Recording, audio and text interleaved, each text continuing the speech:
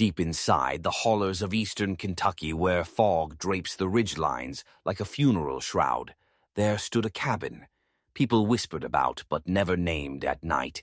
Its floorboards carried the weight of secrets buried for generations. The wind through the pines would sometimes sound like voices crying out, voices chained to silence by blood and shame. And if you dared to listen long enough, you could almost hear the echoes of a girl whose life was never hers to live. This is not a tale of superstition. This is not a ghost story.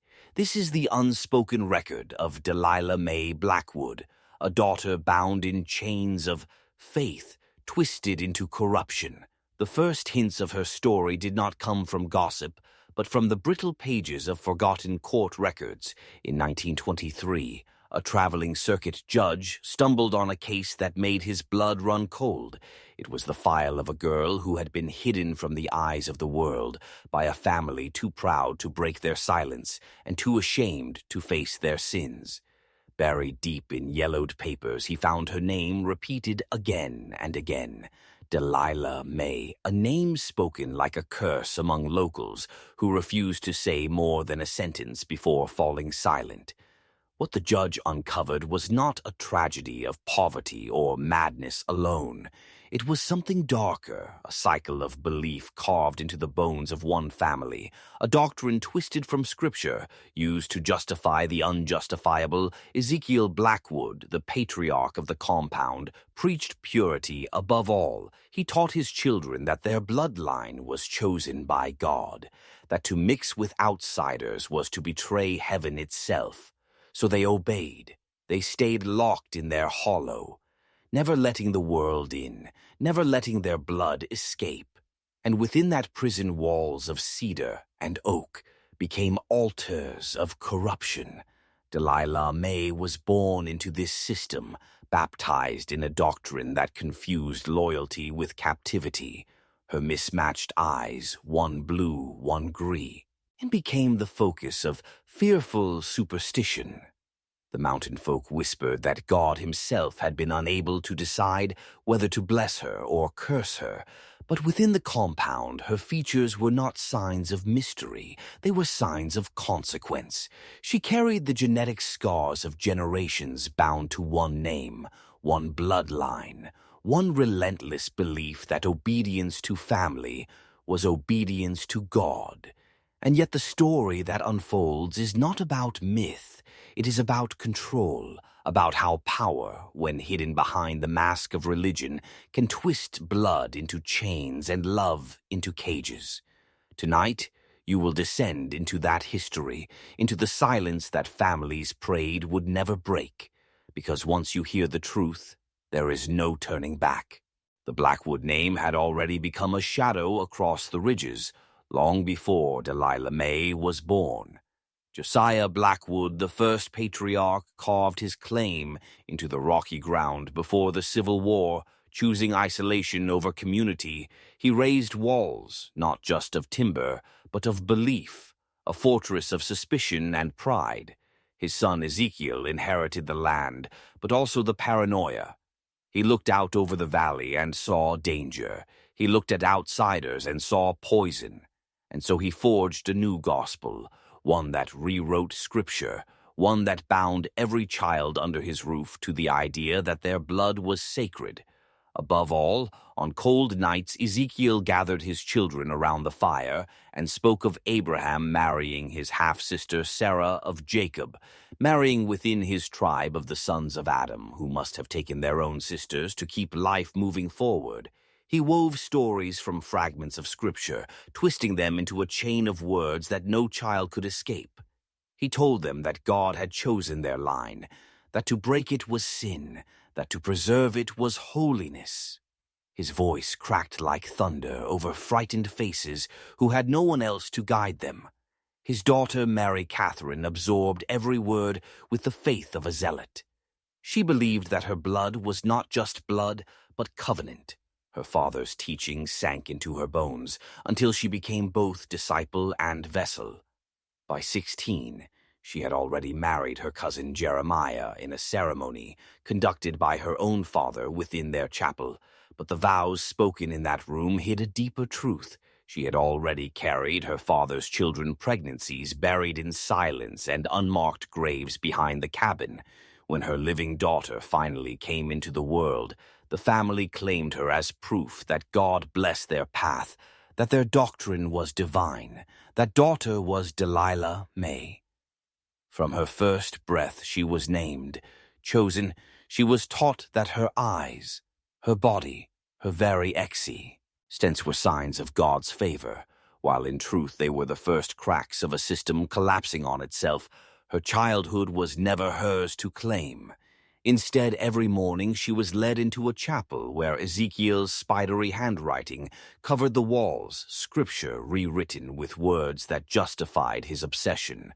Her lessons were not ABCs, but genealogies of biblical incest. Her prayers were not for freedom, but for loyalty to blood. Her identity was being shaped not for a future of choice, but for a role already chosen, long before she could even understand what it meant. By the time Delilah May reached her 12th year, the weight of her inheritance pressed down harder than she could bear. Childhood had ended before it began. The day she first bled, the family declared it a holy sign, a mark that she was ready to step into the role, written for her by generations before. The women whispered it as tradition, the men echoed it as law, and Ezekiel thundered it as God's command. There was no courtship, no tenderness, no dream of love, only a ritual framed as marriage, yet closer to captivity. The wedding was held inside the family's barn, the same structure that kept cattle in the winter and wheat in the summer. Now it kept Delilah sealed from the outside world. Lanterns flickered against rough wooden beams, casting long shadows, like spirits watching from the rafters. She wore a white dress sewn by her mother from an old curtain and a crown of withered flowers plucked from the hills. It should have been a day of joy. Instead, her eyes darted like a trapped animal. She was a child, standing in the costume of a bride, her body trembling as she was led toward the man chosen for her. That man was not a stranger. He was her cousin, twice her age. The family whispered that their blood was pure, that no outside seed should ever taint their line. They bound Delilah to him with words from a rewritten scripture, their hands pressed together, their vows recited, their union sealed with the approving nod of Ezekiel, who watched with cold satisfaction. Behind his gaze was no love, only control. The others clapped their hands in hollow rhythm, a chorus of obedience pretending to be celebration.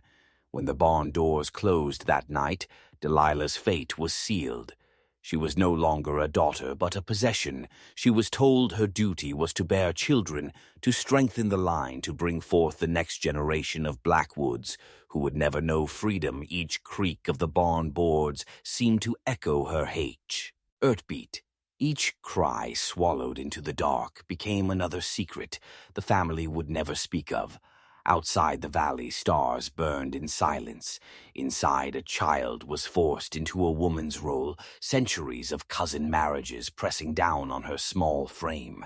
Her body was now the vessel of a bloodline, and her spirit the prisoner of a doctrine that would not let her go. The years that followed turned Delilah's body into a battlefield. She was still a child, yet she carried the weight of motherhood far too soon. The family spoke of her womb as if it were property, a sacred machine built to churn out heirs for their sealed dynasty. At 10, she had given birth once. At 12, she had birthed again. By 15, her small frame was frail, her skin pale, her eyes hollow like a candle burning itself out far too quickly. But still the cycle went on. She was told this was God's purpose. She was told to never question why pain was the only gift. She was allowed. The children born of her were not spared either. They bore the same blood, and with it the same chains. Some cried with strange voices, some walked with twisted limbs, some grew without speech or understanding. Yet the family celebrated each birth as a victory, as proof that the line remained unbroken. The truth whispered in the cracks of the barn was that the blood had turned against itself. The purity Ezekiel had worshipped became a curse, mutating the body and the mind with every generation. Still he preached, still they obeyed, still Delilah suffered. Neighbors in the nearby hills began to whisper of strange cries at night, of children who growled instead of spoke, of pale faces peeking from the barn windows like shadows that never saw the sun. Few dared to climb the ridge to see for themselves. Those who did returned, shaken, swearing. They had heard the sounds of animals. Though the shapes inside were human, the Blackwood farm became a legend, a place marked on no map, yet known to every tongue in hushed tones, a place where blood had folded in on itself so many times that the family no longer resembled the world outside. Through it all, Delilah's spirit dimmed. She had been robbed of childhood, then robbed of motherhood, turned into a vessel of suffering, where every birth carried both joy and terror. Her heart longed for freed. But her feet never crossed the fence line. She remained inside the barn, her life stitched into the same walls that had seen her forced marriage.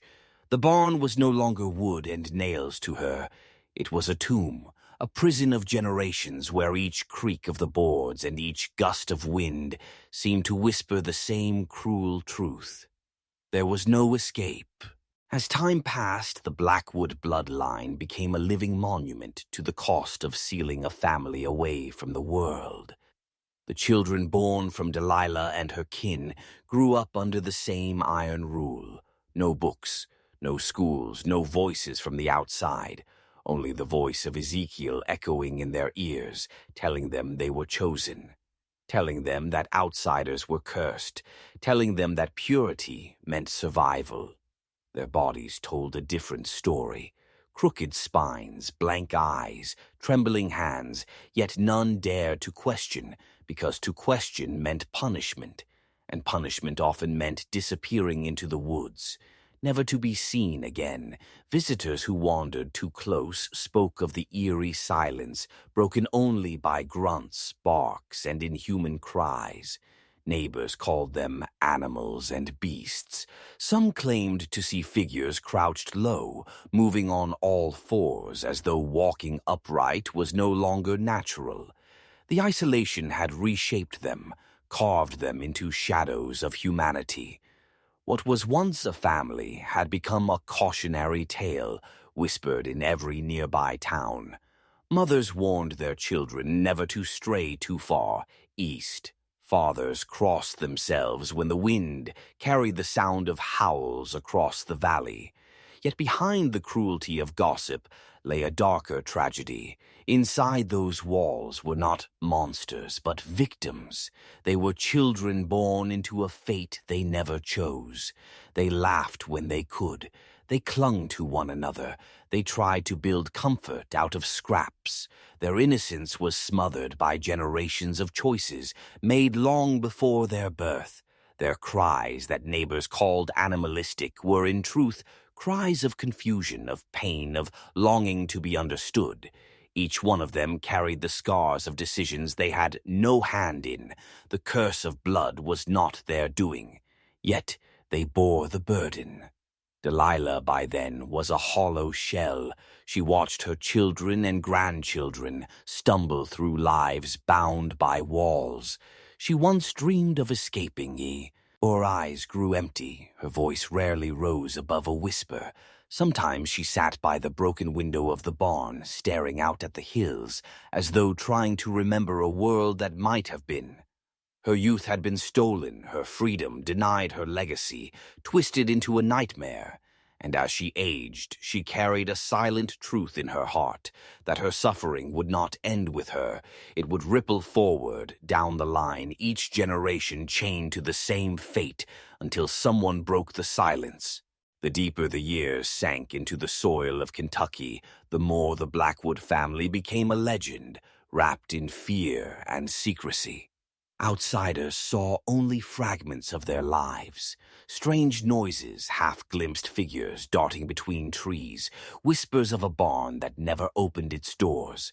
To the people of nearby towns, the name Blackwood became shorthand for madness and inbreeding, a warning told by candlelight. But inside the barn, the story was far more complicated. It was not a tale of beasts, but of people trapped inside the walls of their own bloodline. By the 3rd century of cousin marriages, their faces bore the undeniable marks of a lineage collapsing inward. Some children were born unable to speak. Some struggled to walk. Some never saw past the age of 10. And yet, they were still alive, still breathing, still clinging to existence, even as the world beyond moved on with factories, railroads, and cities. Their world remained frozen in time, a cage forged from both faith and fear. The same prayers echoed generation after generation while their bodies bore the weight of choices they never made. There were moments when their tragedy collided with the outside world.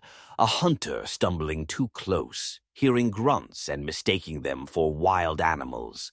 A traveler lost in the woods, glimpsing pale eyes glowing from behind the barn slats and fleeing before sunrise. Each story fed the myth of monsters lurking in Kentucky's hills. But no one stopped to ask what life was like inside. No one wondered how it felt to never know freedom, never know school, never hold a book, never hear the sound of a stranger's friendly voice, to be human yet treated like a ghost. The most haunting part was that many of them still longed for connection.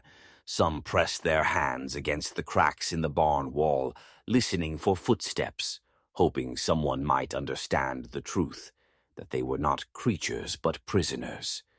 Their world was built on silence and isolation, yet deep down a spark of humanity still burned through all the deformities and all the suffering they carried within them, the same need every human carries. The need to be seen, to be loved, and to be remembered, not as monsters, but as victims of a story they never wrote. In the end, the story of the Blackwood family stands as one of the darkest reflections of what happens when isolation becomes destiny. 3 centuries of cousin marriages sealed away from the world did not create a clan of monsters as the outsiders whispered, but a lineage of broken lives marked by silence, deformity, and grief. Their cries were not of beasts, but of people desperate to be heard. Their stares from the shadowed barn windows were not curses, but pleas for freedom. Yet no freedom ever came. The family carried their legacy forward like a chain, each link forged from choices of the past. The whispers that echoed across Kentucky hills grew louder with each passing decade. Hunters spoke of shadows that moved like animals. Travelers told of voices that sounded half human, half something else. Locals passed down the tale as a warning to children, but for the Blackwoods it was never a story.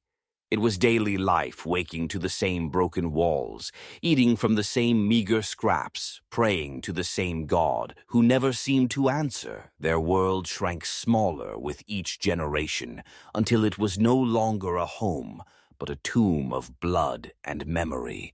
Delilah's name faded into silence, but her face lived on in the features of her children and their children. Her suffering became their inheritance, etched into every crooked spine, every twisted limb, every mute cry. The family bore not only the physical scars, but the spiritual weight of a curse handed down through time. They were not demons, but victims, not myths, but flesh and bone. Their tragedy is that they lived unseen, unhelped, and unremembered until the world discovered them. Not with compassion, but with horror and spectacle. And so the Blackwood story survives today, not only as a tale of inbreeding, but as a warning of what happens when humanity is stripped away by fear, secrecy, and silence. It is a reminder that behind every dark legend lies real people who once hoped, who once dreamed, who once cried out to be saved, but were left to fade into history as shadows in a barn. Their story is not just the most inbred family in Kentucky. It is the haunting truth that entire generations can be lost when the world chooses to look away.